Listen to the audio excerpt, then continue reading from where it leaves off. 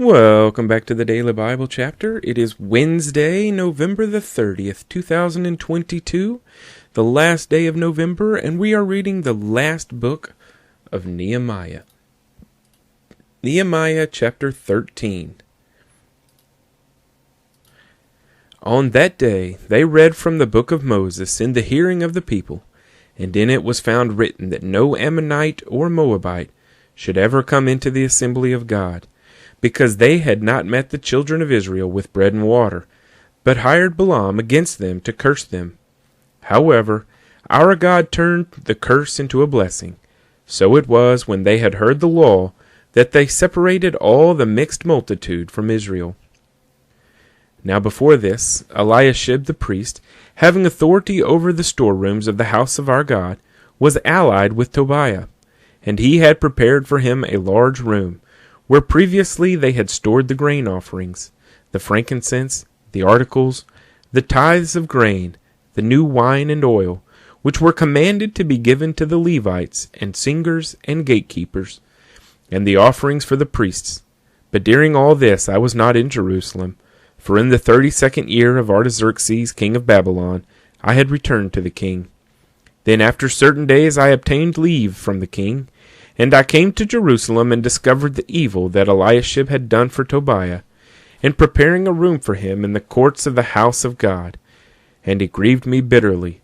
Therefore I threw all the household goods of Tobiah out of the room.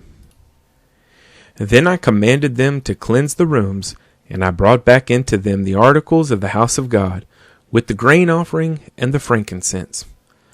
I also realized that the portions for the Levites had not been given them, for each of the Levites and the singers who did the work had gone back to his field.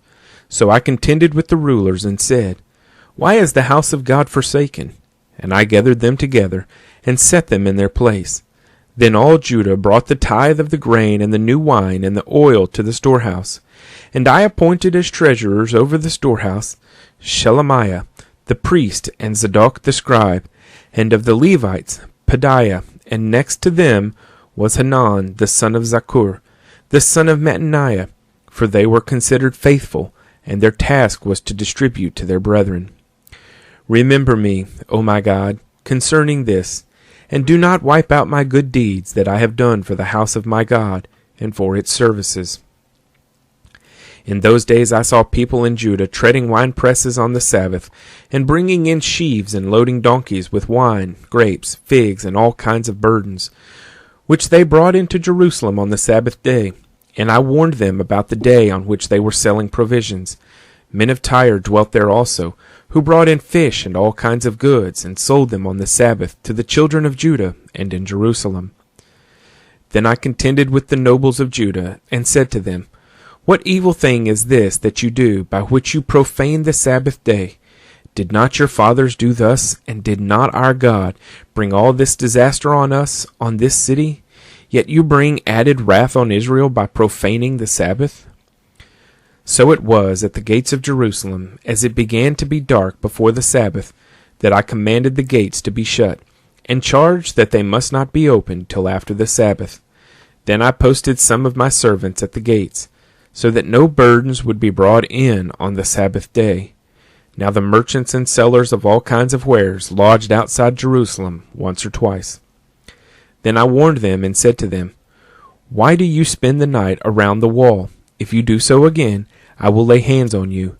From that time on they came no more on the Sabbath, and I commanded the Levites that they should cleanse themselves, and that they should go and guard the gates to sanctify the Sabbath day.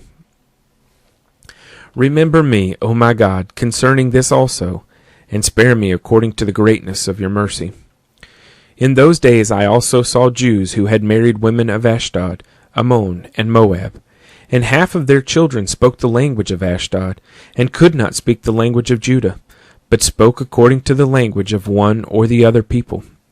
So I contended with them and cursed them, struck some of them, and pulled out their hair, and made them swear by God, saying, "You shall not give your daughters as wives to their sons, nor take their daughters for your sons or yourselves.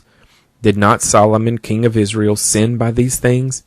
Yet among many nations there was no king like him, who was beloved of his God, and God made him king over all Israel. Nevertheless, pagan women caused even him to sin. Should we then hear of your doing all this great evil, transgressing against our God by marrying pagan women?